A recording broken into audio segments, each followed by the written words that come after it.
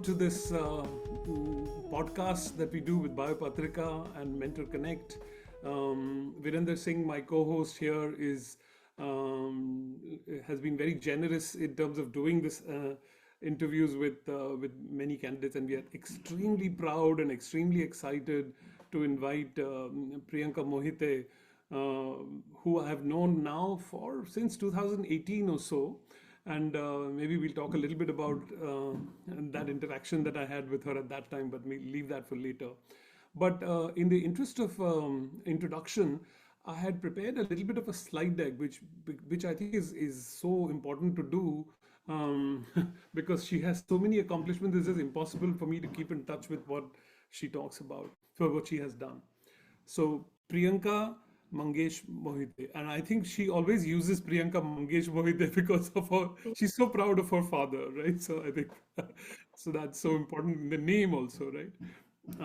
And I have so many pictures. I follow her on Instagram, so I have thousands of pictures that I have of hers. But I think if I may be right, this may be one of her favorite pictures, not the one on Mount Everest, but this one maybe. um, and she has so many accomplishments. We'll talk about all her accomplishments later. But I think she's a multifaceted person. Does Bharatnatyam, obviously, is doing a lot of climbing, and we'll talk much more about her experiences in that. Honored with India's highest award in sports and expeditions, the Arjuna Award, and in this case, Tenzin Norgay Award, which is given by the president for her accomplishments in mountaineering. Um, she's done a lot of TED talks, numerous ones, and this one from IMM Bangalore. Of course, I think if you have a chance, go and listen to it. It's just superb. Um, Women of Impact, innumerable awards in this case, but I think her personal award, of course, is her partner in life, and like this picture shows, she's flying with him, and I love this picture about her. So one advantage of being, let's call it, famous or accomplished, is you get to meet very very interesting people, right? So this is one such person, and then another advantage is I think you have the a free pass to the Indian Railways or something like this, right? So yeah, a little few perks of good accomplishments. So thank you so much again. I think what I'm going to stop here and maybe let Priyanka do a little bit of talking, is talk to us about her little bit of her journey. So welcome Priyanka to this podcast. Thank you very much. I'm really happy to see you after a long time. And Yes. yeah, actually, and so as my journey is like currently I'm on, like, I want to finish that all 14 8,000ers if I'm talking about the mountaineering career. And so since five are in POK and we are not able to do it, so I have targeted the 9 out of 14. And so Everest, I got really early opportunity to climb Everest in 2013 when I was 20-year-old, and I think that was the biggest thing in my life because getting support from the parents was a huge thing for me that time. And my journey, like every mountaineer's dream, is to do the highest in the world. They want to climb the highest mountain in the world. But my climbing journey itself started from the Everest, and then I had a question like what to do next. And I think I was very naive climber that time. I didn't know much about it, but that year I got to know about these 14 amazing 8,000-meter plus mountains. And one more thing was, uh, there was only one Indian lady, late Chanda Gayan, and she was doing it. I got an opportunity to meet her as well, and she was climbing those mountains, and she had already climbed Kanchenjunga and Lhotse. Unfortunately, in 2014, on Kanchenjunga, she passed away in one of the avalanche. So that just break my heart because I followed her that time, and then I thought to continue my journey. 14 15 I tried Lhotse, climbing Lhotse, but there was no luck on it because there was a natural disaster on Lhotse. So I thought, okay, maybe 8,000ers are not for me. So I took a step back and started climbing all the 7 summits. Then I climbed Kilimanjaro. Then 2017, I went on Elbrus. But I have to leave the summit just before like 50 to 60 meters because of the heavy winds and snowfall. And there was like a blizzard kind of a situation. I came back crying. I remember I just told Karshana, my leader actually, and then he's like, hey, boy, you want to climb all the mountains. But I was very heartbroken that time because no luck on Lhotse, and then Elbrus also happened. And then I came back, and then that year I realized that okay, I should give last chance to Lhotse. If I can make it, then maybe I can go for 8,000ers. Otherwise, I'll continue climbing 7 summits. I'll go for another mountains. And 2018 was a year when, again, after 4 years, I climbed Lhotse, and believe me, when I was on a top, I was just crying for like half an hour because 4 years I was not able to like sleep properly. Like why that happened with me when I tried my best for going for these mountains. And then I think my journey started. Lhotse happened. I saw Makalu. I next year my parents said, okay. I said I saw Makalu. I think I should go and climb because from Everest I said that I saw Lhotse. I think I should go and climb. So Makalu did it in 2019. It was like one of the technical mountain. According to my age, it was very technical for me. I did it very special for me because I started Summit Push from Camp 3. I summited early morning and came back directly to base camp. So I thought that, okay, I am getting very strong and stronger. Where my mother didn't believe that I came to base camp directly because it's her birthday when I summited Makalu. And she sarcastically said also, like, next time you start walking, you'll reach home as well. Like, she wanted to say that why you want to do so much, you have to take a rest. And 2020, everyone, we all were on the same page, but I was working in my previous organization where I got opportunity to work in COVID testing kit. I was with Syngene, and with my I can say one of the mentor, I will say Dr. Priyadarshini, and she said that are you interested work, because we didn't know about how where the blood will come from and what we have to do. But I just said that yeah, I will come and I will do. I think that I feel that it was a one of the best thing I did in that COVID time.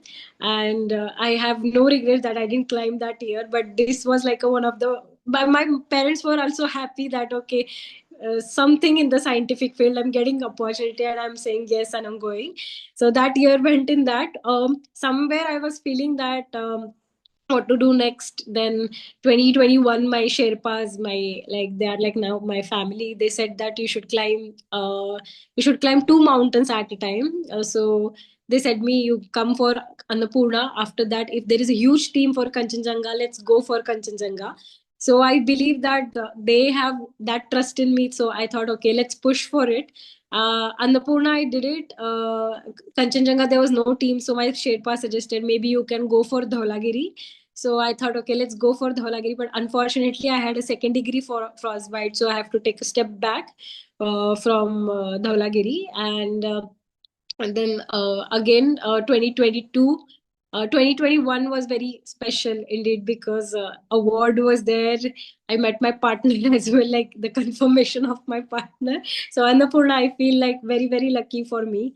And 2022, Kanchenjunga happened.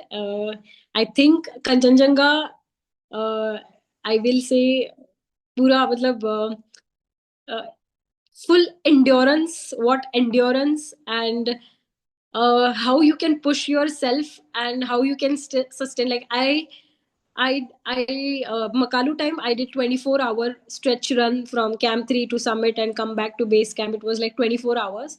For Kanchenjunga, I did direct 22 hours just to reach on top. And I think that was like something else beyond imagination. I have prepared myself for 16 to 17 hours, but not beyond that. But I pushed myself. I feel that that was the one which, like, it was my uh, I don't know, mountain just tested me, like my endurance and how mentally fit I am. Then I came back. from like I took 6 to 7 hours to reach back as well. So that was like 29 to 30 hours. I was above 7,500 meters. So I think that was a huge accomplishment for me.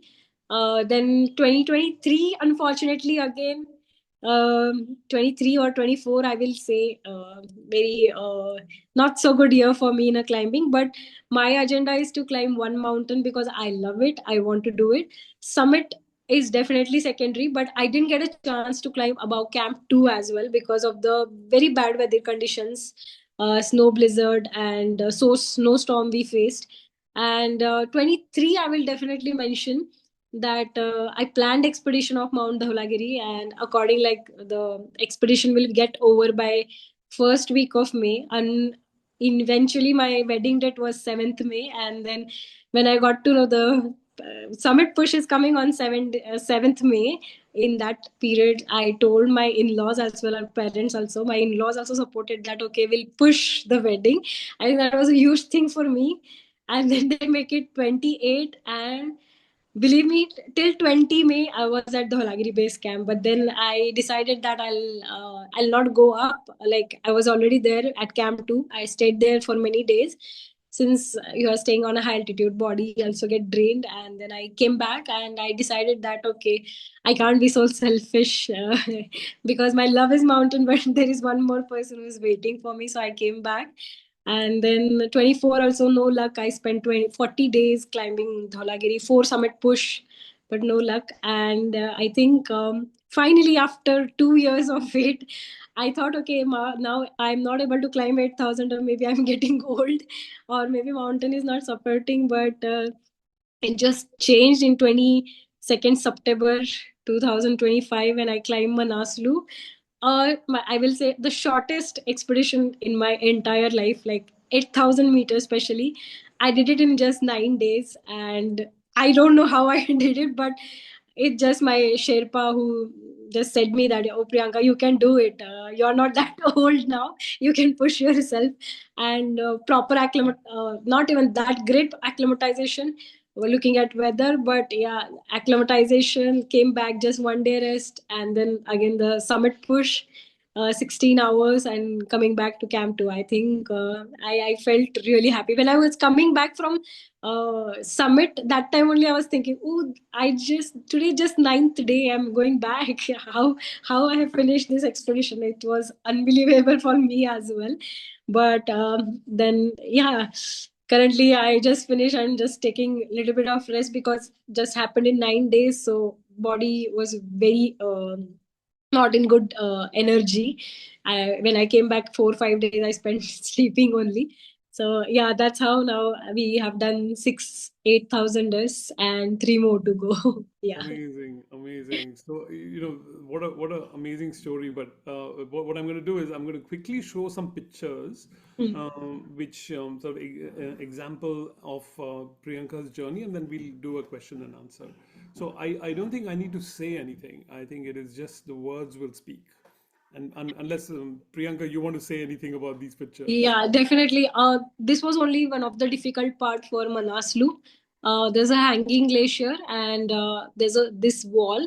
Actually, the problem is like there were 370 permits issued by Nepal government, so there was a bit traffic jam. So, but since it's not that high altitude, so you can stay there, rest there because you're not using oxygen. But one of the difficult part where you have to push your body a lot because there was some part hanging overhang kind of a situation was there, so you have to zoom out on that overhang. So it just took my whole energy actually, this wall, and there is one more wall. Yeah, yeah, Amazing. yeah. And maybe this is. Yeah, one of the red jacket picture is in camp 1. It was a beautiful weather, and weather was getting clear actually. There was a snowfall whole day, so I was not able to go up. So just I spent 2 nights at camp 1, which was like 5,300 meters. So I was I was just acclimatized till this height before the summit push. And the second picture is between I think camp 2 to camp 3, where I think I have decided that I'm going to summit. So I'm just showing my six. This is my sixth 8,000. Yeah. So I'm very Excellent. confident this time I'm going to make it. Yeah, this one of the picture near that wall only. So there's a lot of hanging glacier, so we don't stay there for a longer time. So it's like my Sherpa is like run, run, run from there, but we cannot run because there's very low oxygen. And the other picture is I think Camp Two. So it's a like a very beautiful picture. Yeah. Yeah, spectacular pictures actually. This is, I think, probably the same. The same wall, you can see there's a lot of traffic jam, people are coming from up and then again going from down. So Yeah. that hanging part is very very difficult. In like 2 years before that, full hanging glacier fell down, so many Sherpas actually lost their life in this part. Oh, So it's very yeah. dangerous. So dangerous. Yeah. This Yeah. is also again in probably in the same. Yeah, yeah, and a lot of climbers were there. And when I was going for Summit Push, there was like lot of climbers, but they were just coming for acclimatization. So for Summit, Mm, we didn't had many climbers. Yeah, right. This yeah. is This is Camp. This one is Camp Two, and the right picture is Camp Three. mm, So you can see the it's Manakalu top. Yeah, completely incredible that you have to yeah. stop. There's huge crevasses as well. Yeah. Yeah, yeah, yeah. This was A after Sherpa. me and my Sherpa fully tired, and we came back. And there's one picture because since they expect me like I'm a like I want to be a climber, so they put all the loads on me. So me and my Sherpa carry lot of load till Wow. camp. At least I dump my all my sleep and everything. I do it my own. Maybe the speed will be little less, but I do it my own. I enjoy in Amazing. that. Yeah, Amazing. and that one I picture think is this yeah, may be this the last picture. Yeah. yeah, yeah. I don't know, I was very happy. And you won't believe we were little late, but me and my Sherpa only on the top. So we clicked lot of pictures. We stayed there for a lot of time, and yeah, this is like my. I was very happy. I was like, thank you. I just Yeah. told my yeah, Priyanka, you can still do it thousanders. You're not old now. Yeah. Yeah. And also your dogs that you always show when you reach the. Yeah, yeah.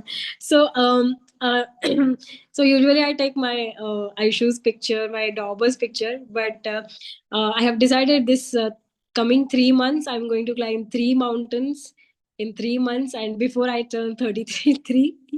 So Oh, I thought, let's take this three my favorite people on the top. yes, yes, yes. Three So mountains yeah, I'm these are yeah. some of the pictures. So why don't we open it up for Q&A and discussion with you now?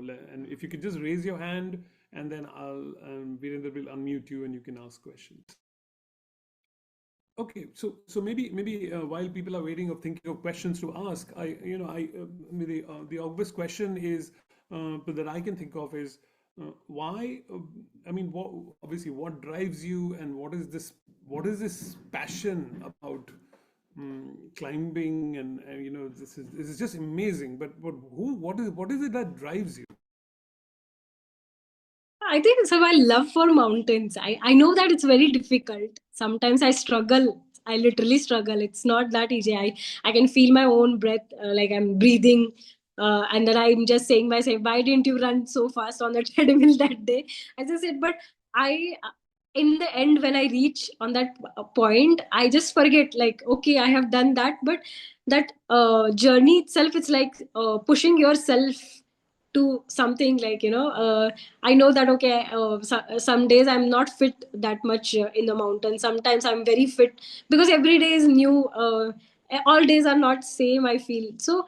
But that pushing myself and that feeling and reaching there and that happy face, oh okay, fine, I reached, now I'll eat now nice food and I'll go to the next destination. That I think it's beautiful.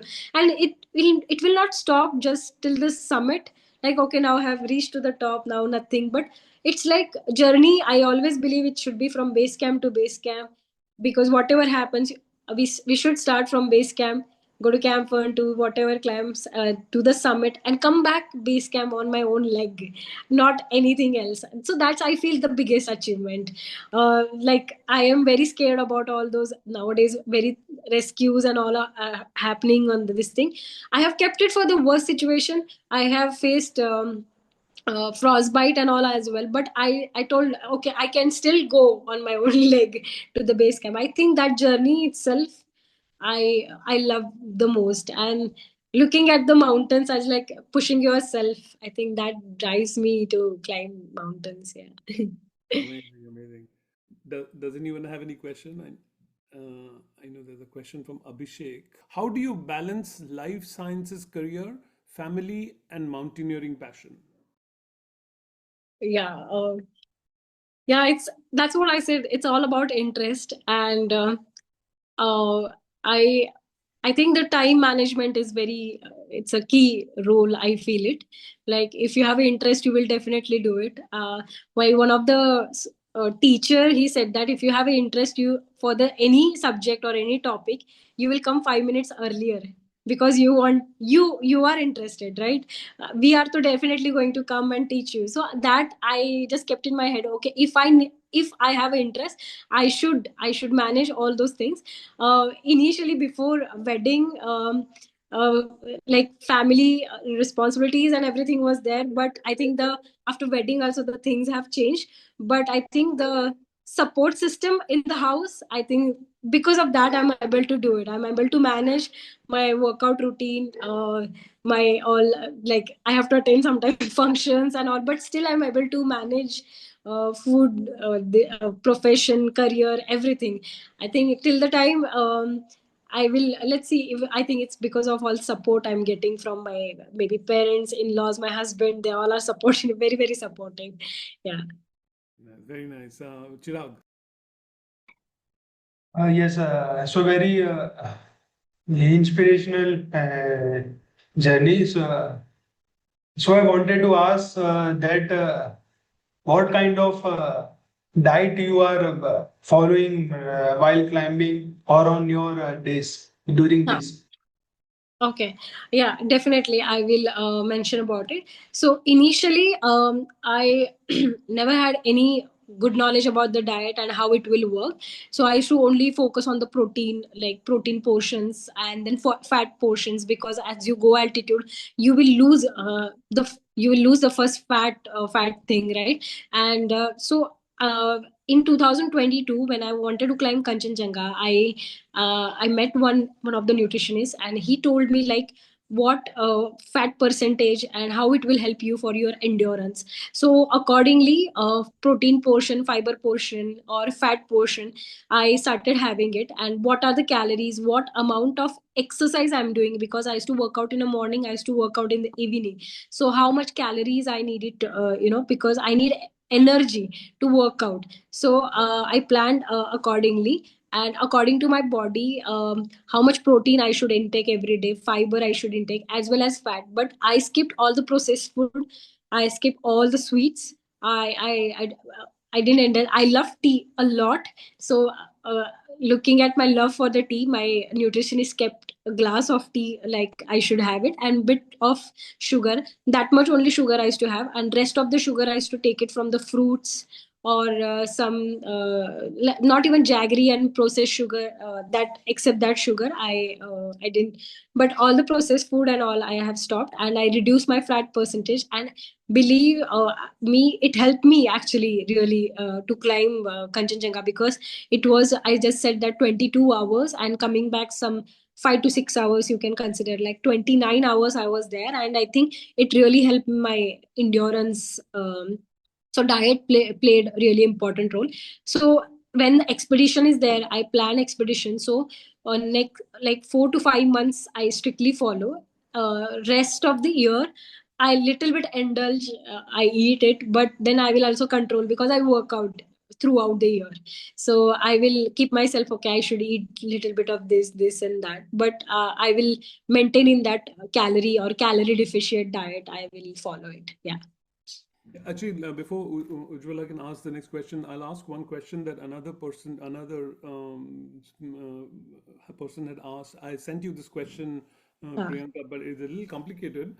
He asks, at high altitude, there are issues with xenon gas, hypoxia, Hmm. less oxygen, certain amino acids like taurine, Ah. aquaporin. Given that you also have a background in biotechnology, so my question is, I mean, how much scientifically do you calculate things like the nutrition calculation, or do you Yeah. do it more empirically? I mean, ठीक है तो ठीक है तो ठीक Uh, है. Or do you uh, do like yes, I do think about it, but when I am in a mountain, uh, touch wood, body gets acclimatized. As I said, for xenon gas also, this time this British climbers they tried first time in May 2025. So what they did it like in their house or Germany, they took already the xenon gases and then tried to acclimatize their body, and their agenda was like to shorten the expedition, or like if you shorten the timeline of the expedition, then if you go to the mountain, it's like less resources, and the garbage also you can like human waste also it will be less. So that was a environmental aspect. We can say that it will like reduce that environmental impact what we are when we go to the Everest, because Everest like lot of climbers are coming, so Yeah. their agenda was to do that. So they did it successfully, but many people said that okay, it is fine. Many people said that oh, this is not the traditional way of climbing. It's like you have to come in the mountain, get acclimatized, and then you can climb.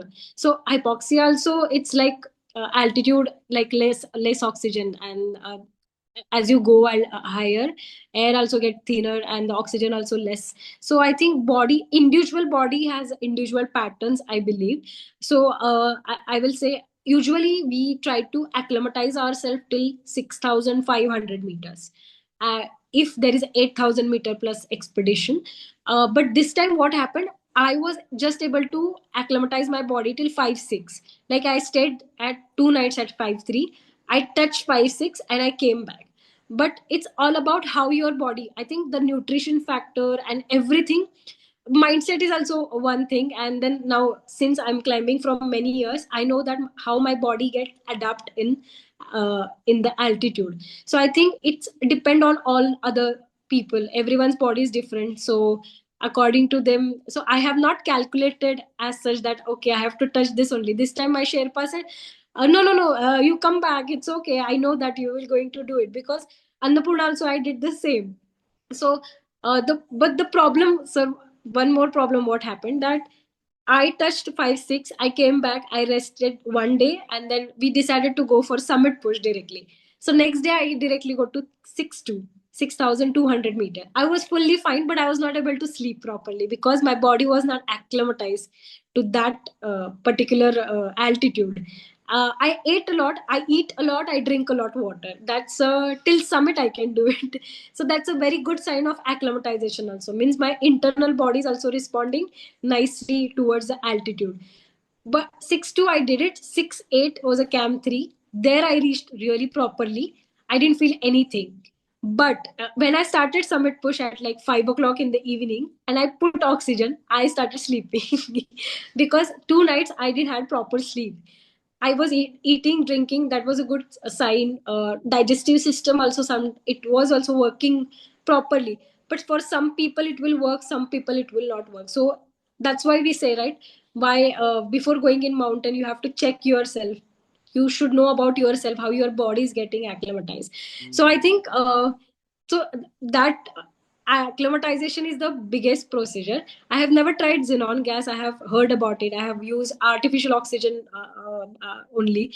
But yeah, maybe in fewer years, like as a scientifically everything is going so higher, I think maybe people will use it. But again, few people will use it. Few people will they want to follow the traditional way of climbing. So I think it's again up to Yeah. people what they want to do. Ujjwala, you wanted to ask a question, or is your hand down already? Because I just wanted to, I mean, I got most of the answers through the previous question. Uh, Wonderful journey, but I'm amazed at your fitness level. So do you have a special kind of daily routine like weight training and things like that? And how many people, second question is that how many of you go together, you and Sherpas, or you have another mountaineer like you who goes along? hmm. And a very broad question, have you experienced anything related to climate change in all which we hear about?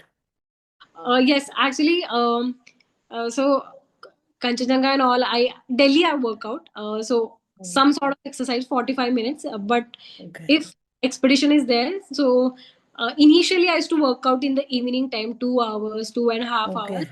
Okay. Slowly, gradually, I started feeling that I don't have that much energy. So I split my exercise. So cardio, I do morning time. So cardio, Okay. I will do some running, uphill walking with a heavy backpack, or my building stairs are there. So I will take some 10, Okay. or in ankle weight also I'll put some weight, and then I'll do the floor climbings like 1,000, Okay. You play 2,000. badminton also, I Ah, think. yeah, I love that. Saturday badminton. Yes, yes. That is like one favorite sport I from mountaineering. And cardio, I drive nowadays. I focus on muscle strengthening because uh, as we are having good diet and all, but my knees somewhere are like now giving me a little bit of trouble. So I'm very focused on my strengthening part. Try to always protect and support my knee, and knee strengthening workout, hamstrings workout. So that strengthening part I'm doing it. And I always believe that if you have to do outdoor activity, it's better to go to the outdoor. It will help. So uh, if I go to Maharashtra, I'll definitely go for treks. I will carry some 5 kilos and all. So I'll get to know, can it do more workout? I think. And the pranayam, and pranayam also helps a lot.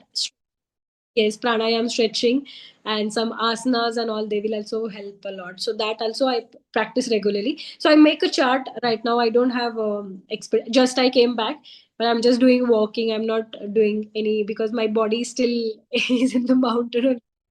So right now it's like a rest time, but yeah, soon I will start working out. So like 45 minutes minimum, whatever kind of workout, weight training that I will plan, and then otherwise treadmill, cycling, the activities I will do it. Yeah. There are two more questions, but maybe we can do that quickly. One Yeah. was, what is your team Yeah. and impact of climate change? Yes. So, team, as I go with the trusted people as well, like 2000, from 2013, I know them, my Sherpas. So I don't know who will come from India or other parts of country, but I always go with the Mingma. His name is Mingma Dorji. So he knows me very well, more than me. So I think, yeah, I always go with who will trust in me, and then even if I'm not doing great some of the days, they will boost me like, okay, you can do it, it's okay, take a rest.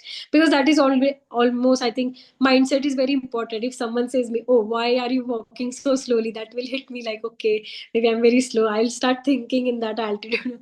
First of all, it's very low oxygen, and then I will overthink. But I want someone that, okay, no, it's okay, some days are like that. Tomorrow you push yourself a little bit. So I go with the team. This time I had 25 climbers all over the world. And so how we decide for summit push is like, when we will have different windows like 22nd, 23, 24. So we'll give option. My Sherpas will give option when you want to do it. So options are other people. Mingma will say that, okay, you have to do on 22nd, with 22nd only. Even though I said him that, okay, Camp 2 will be too much for me maybe, because I took almost 10 hours to reach Camp 2.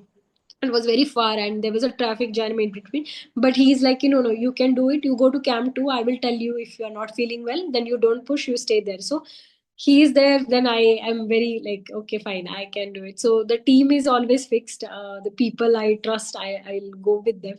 My climbing Sherpa will be different, but the person who is planning for me and who's helping me, supporting me, that's very important, I feel, in the mountain. So the Mingma is the one. And yeah, as you said, that climate change, yeah, definitely we are seeing like a lot of challenges in mountain nowadays. I think the Dhaulagiri didn't happen. I think the biggest thing is like the weather and the climate change, because the snowstorm 30 days first year, and the second year was 40 days. Weather windows, whatever weather forecast we are getting, it's not matching because it's constantly changing. And I think climate change. Today also there was a snow. Friday there was a snow blizzard at Tibet side Everest. So many trekkers are also, I think, trapped inside, and rescue thing is also happening. Even Choyu climbing is going on, but there is a huge snowfall is happening because of the snowstorm. I think climate change. Yeah, even Manaslu. I think this time the monsoon was very late. And there was a raining all over base camp till like 4,300 meters, like it was raining only. So I think these all are part of climate change. Mountains are also, I can see in the mountains, so I can tell about it. But even we are seeing here also in India, it's raining from it started in the May, and now it's raining. So I think I think we need, now it's high time. I think we should think about, and we should work for it. I think I will. I also got this thing, and this time I thought next time we should do something which will help. Maybe a small like contribution, something. So I also thought like next climb or maybe coming journey, I will also put this Very thing. appropriate for Ujjwala to ask the question because she's a professor of geography. So, Ganesh, your question, please. Yes. Hello. Congratulations for completing a recent track, more than the 8,000 meters that you already told.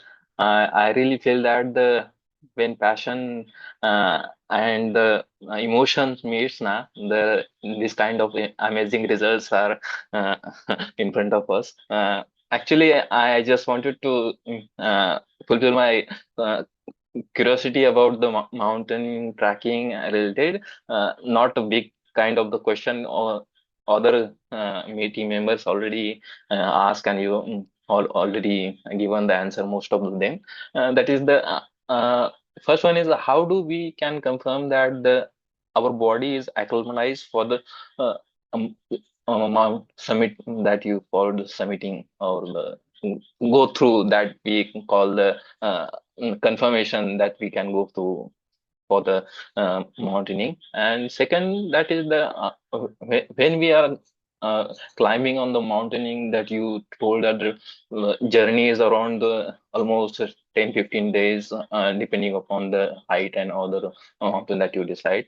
So when uh, when we decide the or the make a planning for the mountaineering, weather forecast is almost like 2-3 days. We can be reliably think that will not change, but planning for the 10-15 days around it may, as you also told, that may not be the reliable source for the that kind of thing. So how do we face the challenges when unexpected things happen? And you also have experience of the coming back from the almost reaching peak. So I would like to hear your experience on it. Sure. So, for acclimatization, when I started, see, mental fitness, physical fitness is must in mountaineering because we have to push uh, all the time. Like I used to say myself every time, "What Priyanka you are doing? Let's go!" Like that. I always say like that. But when I started my journey, I did course called Basic Mountaineering course. There I got to know about the acclimatization and all those procedure, like how body, what is exactly acclimatization, how we can adapt our body. So there are very basic rules for acclimatizing body. Like first is like the naturally your body will start, because once you go reach altitude, the oxygen level will be low. Your fitness little bit will help you to walk in that, but then your appetite is very important. Your how much water you are drinking is important. How much rest and proper sleep you are getting is very important. So headache and all those things are very normal in the altitude, but it should not be the longer time. And then acclimatizing, when you reach there you will have slight headache. Even if I go to altitude, I will also have a slight headache, but eventually when you drink water, you have lot of food, it will go away and you will have a proper sleep. First night definitely you won't have a proper sleep, but next time when you come to the same place, you should have a sleep, because that's the thing that your body is getting acclimatized. But then people lose their appetite, they don't feel it, then sometimes they will have vomiting. That means their body is not inside, their body is not getting favorable to this weather. So that's that. There will be sign that you will feel that some people, when they reach high altitude, right, so they will have like lot of stress. They'll be like, yes, I'm doing good, I'm doing good, but their body mind coordination won't be same. They were saying something, but they are doing something else. They are not, they don't know what they are doing, because it's a lack of like we mentioned, like hypoxia and oxygen, all those things. So I have seen those kind of cases as well. So I always believe acclimatization, if I go directly to the 5-3, for example, I should start drinking water, but I should go to the washroom as well. So the water should not come from the mouth, it should go, it should pass. So I believe in that. So that's a good sign of acclimatization. And I got to know when I did my basic mountaineering course and advanced mountaineering course, okay, my body is getting acclimatized, but for that as well, I need a little bit of physical stamina to climb that mountain, because I have to carry weight. I should have a strength in my leg. I should have core strength. I should have here strength to carry everything. So I developed slowly on that part. And you will definitely get to know your body is getting adapted or not. You and if you go with very professional, or like people come with me for a trekking and all, I will get to know by their like their actions and how they speak and all those things. So we can always suggest that, okay, you should stay back here for a day, take a rest, go roam around here and there. So that's a part of acclimatization. And the second question was weather forecast. Yeah.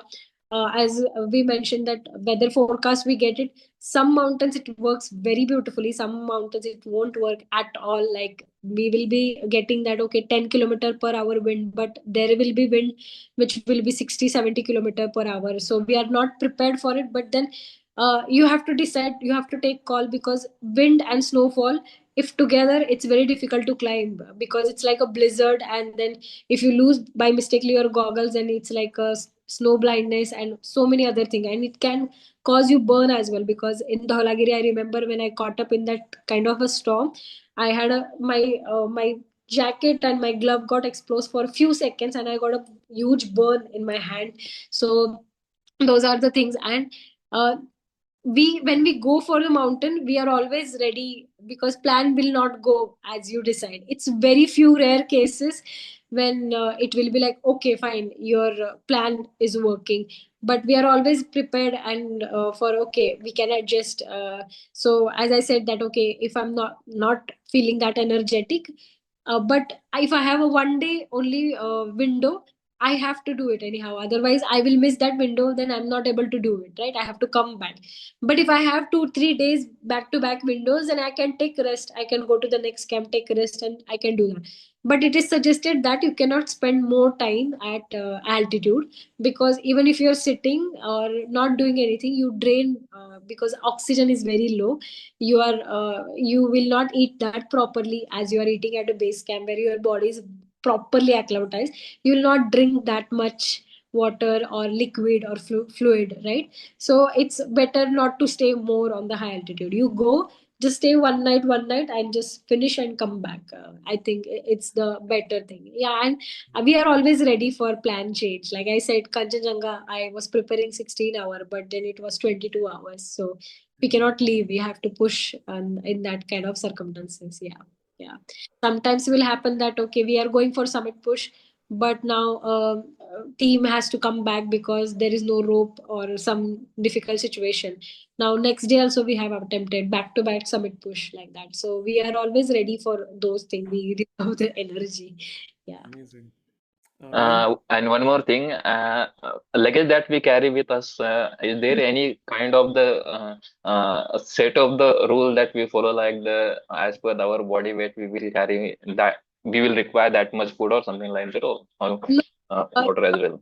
no. When we do the acclimatization, we will put our sleeping bag, our down suit. Like we will keep dumping our little bit of food for the next when we come for the summit push. It's all about sharing basis. Like me and my Sherpa, we will be like, okay, we have to carry this much food. Camp one we need this, camp two we need this. So according to us, we will carry the food. Yeah. So it's depend. Some people will not carry as much.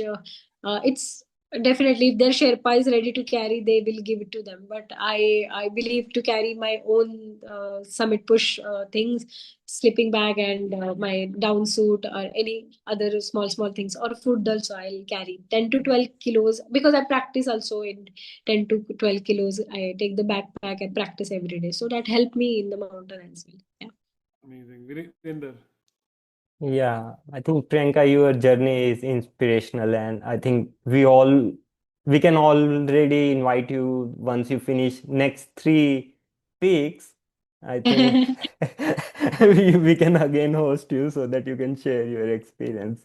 So, so I have like one question, that you mentioned that weather is uncertain, that you cannot always plan for it, but like now mountaining is like your passion, how you can prepare mentally as well as financially, because I think finance is something not everyone can afford to actually do everything, right? So how you planned and how someone can plan for such things? Mentally, yeah, you're like, when I come from one of the expedition, then I'll decide that okay, next I have to go for this, then I'll start preparing for it. So it's like a mental preparation always. Okay, I have done this, now I have to do that, because we cannot take this achievement and just like, okay, I have to do, but we have to think further what else we have to do it. So I always like, okay, fine, I have climbed Mount Manaslu, now what next I have to do it, how much preparation I have to do it. As you said, mental preparation is there only, like every day when I work out, when I have food, then I do it accordingly, okay, that I have to climb this mountain. But then as you said, financially, yeah, it's still very difficult, because climbing this 8,000ers, it's like a very very huge amount it requires. Sometimes getting sponsors, sometimes not getting sponsors, and it's really still difficult, because in India people are still not aware, that much aware about this adventure sport. When I received award, I thought my life will be little bit easy in terms of getting sponsorships, but it's still not that great. Like I have to approach like a lot of people from there, or maybe one or two people will reply. Sometimes they will say that okay, fine, we cannot do it, but that reply also helps, like okay, fine, they have replied at least.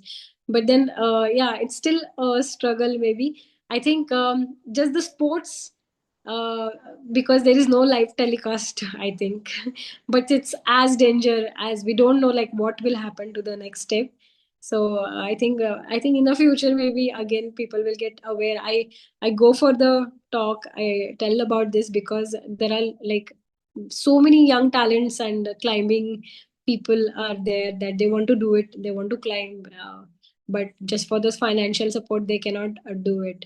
So I think just trying to tell about, if I go to for the talk, I just try to tell about the what is adventure sport and why it is very like dangerous as well. So initially I used to get reply sometimes that why it is like your hobby and you're doing it, but then when I received the award, I was like, I think it's not just the hobby now, it's like a passion. But government is also recognizing, I think that time it's just to tell that okay, if the government is recognizing, that means somewhere it is a valid, and it comes under adventure sports. So I'm just trying to promote it. So if some people, if they like the idea, then maybe they'll support. Yeah, I think So that's Ashok, great. I asked your question, but maybe you can ask it yourself. Yes. So, Priyanka, congratulations. I think you've achieved a stupendous level of mental and physical achievement, which most of us probably won't be able to do. But coming back from all this, do you have any, top performing supplements or nutrition or, for example, proteins? So, if you found that through your several uh, expeditions, and recently you've done almost 9 or 10 climbs over 8,000 meters. So, if you were to pick what you found as the best performing minerals, proteins, because we know that at high altitude, there's a lot of disruption in the blood flow, in the gut barrier, in the digestion, even in the colon. So you can get constipation, you can get, a lot of digestion problems. Yes. So if you were to pick your top 2 or 3 in these different categories, what would now that you're back to ground level, what would you prefer to include in your daily routine? Daily routine, I will follow like how much portion I need to take for the protein, like some protein powders, I will take it. Then fiber, like I will add all of those things. Veggies, like a lot of veggies also I will add. Mountains, it's very difficult to demand this kind of, so additional supplement as such supplement. I till now I have never took in the mountain, like protein powder and all. It's very difficult for digestion, as we said that digestion also there is a like a lot of disruption is there. We cannot digest it properly, so I have not. So whatever food we get it, our cook will make it okay. Maybe sometime it will be nutritious, sometime it won't be. In high altitude will not, I'll not see that, because cooking, again the cooking is a problem, because we have to get the snow, we have to melt it, and then we have to make it. So I think that time. But I now this expedition I will tell, initially I used to get, I never liked those noodles and never liked those Maggi and all. So but there's no option, we have to eat it. But now what I do it, I'll pack some food, what I love to eat in mountain. Ultimately, the goal is you have to get energy. So maybe I'll get it from aloo paratha. So I will have it because it will have fat and it will have lot of ghee and all. So I will eat it because I'll feel that okay, I ate it. Because rather than eating Maggi and those noodles and that smell also sometimes, So whatever food I like it, I will pack it and I'll take it for 2 to 3 days, and that I will eat it. So in base camp, I'll try to have like. They will give non-vegetarian options, whatever they will have it, I will try to have it. Because base camp also, again, access for the washroom and all is really good. As you go in a mountain, it's very difficult. Some people avoid to drink water because they want to go, they have to go lot of time for the loo for that purpose. But yeah, if you say in the mountain, the cook whatever he'll get it, I will make it. But I carried some high protein bars this time, for just instant chocolates I carry, that it will give me. And this time I followed one thing which was ORS, because I need like I know that body is getting dehydrated. So just once I reach to the camp after spending like 10 hour of climbing, I'll just have one glass, and that fasten up one is also there, right? So that, I think that was the best thing I took. That supplement I will not say, but that hydration procedure, I must say that everyone should do it. Most of the people I also just suggested, because body get drained, so people will have only sweet. They will have this. Tang also is a really good option. So I think the liquid part is that, but food part, whatever we have carried from the down, whatever, so that we will have it. Because I know that my body, for some food it will be really good, but coffee and all, it's very hard for me to digest now. Initially I used to digest a lot, but coffee and all. And I think instant energy was, I should not say that, but the Coca-Cola was an instant energy, because it has a lot of sugar.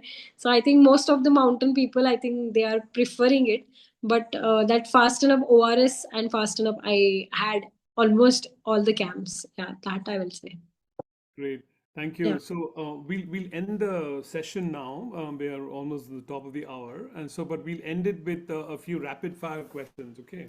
So Priyanka, I'm going to ask you approximately 10 questions or so. Quick answers, 1 or 2 words, or maybe one phrase or something like that, right? So first question: if you had to repeat one of the mountains that you've climbed, would it be, which one would it be? I think I will go for Kanchenjunga, but I'll do the other. There are other ranges of 8,000 in Kanchenjunga, like Yeah. yellow. I'll And go. why? Why Kanchenjunga? Why would you repeat it? I just want to see that, okay, 20s Priyanka and 30s Priyanka, if she Okay. can.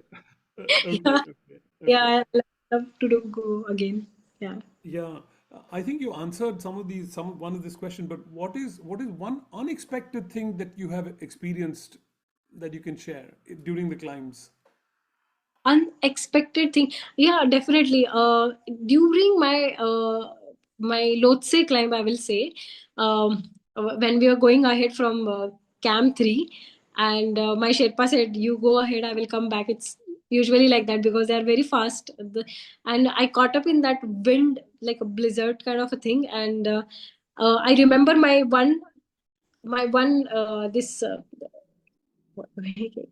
Glove. hand, it just flew actually, and my hand was open, and when the wind was coming, and I remember I didn't have any sensation, and some random person came from the top, and he gave me his glove, and we both are like hitting my hand on the ice, still we're not getting sensation, and he rubbed and he took me down, I think, very unexpected, and I felt that it's someone did really good thing and just helped me, and he came like god to me. I think that was very unexpected, and he helped me throughout going down in Mm. the blizzard. Yeah, I think, yeah. Yeah, I think one of the next question is going to be about a ritual. I know one of the rituals that you mentioned is that you take a picture with your dog and the dogs actually. Is Yeah. there any other ritual that you follow, maybe before going up or during the climb that you follow? Yeah, actually, as I mentioned, right, I just this time I thought to break so many rituals because whatever rules I made for myself in 20s, I thought let's just break this time few of them. So I usually don't drink Coke till the time I summit. On the summit, this time I drank Coke. I think I broke that and full. Otherwise, yeah, I think that was the one thing I broke, and definitely 6 months or 7 months when I start preparing for it, I'm very focused. No sugar, no this thing. I follow that. This time I was little bit up and down with my diet because it happened also suddenly that I decided, okay, I will go and climb this mountain. So I Yeah. think so many. Which historical figure one would you like to meet or climb with? Oh, climb with, I don't know, but I really want to meet Chhatrapati Shivaji Maharaj, historical figure. If I have to, yeah, I will. Yeah. And uh, yeah. Yeah. Uh, you mentioned something that what's going on in your head in while climbing such a long distance, right? Sometimes 24 hours plus. Mm. Obviously, many things are going on in your head. But any songs? What kind of songs are going on in your head when you're climbing? Sometimes I do that Ganpati Stotra chanting. Like I start with that. Sometimes Hanuman Chalisa.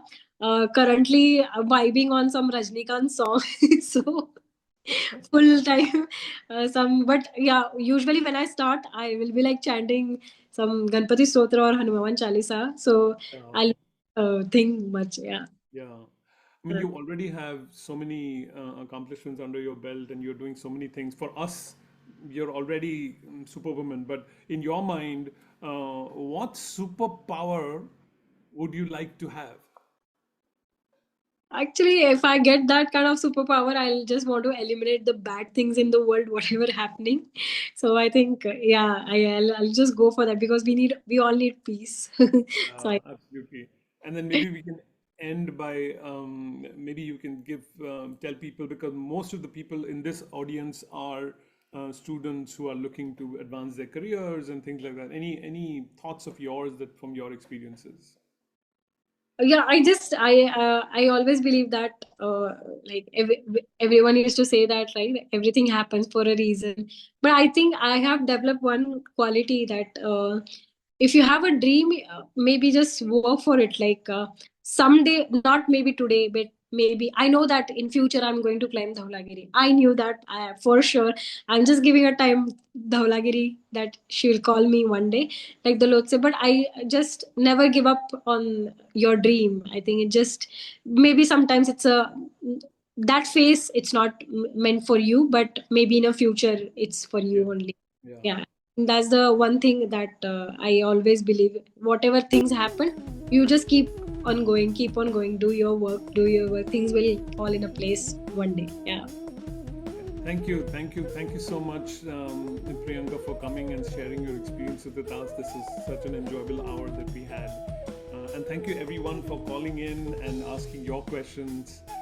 We look forward to future sessions, and maybe, as Virender mentioned, after you finish your 3 more, we'll have you back. So thank you again. Thank you everyone. Thank you very much. Bye. Bye.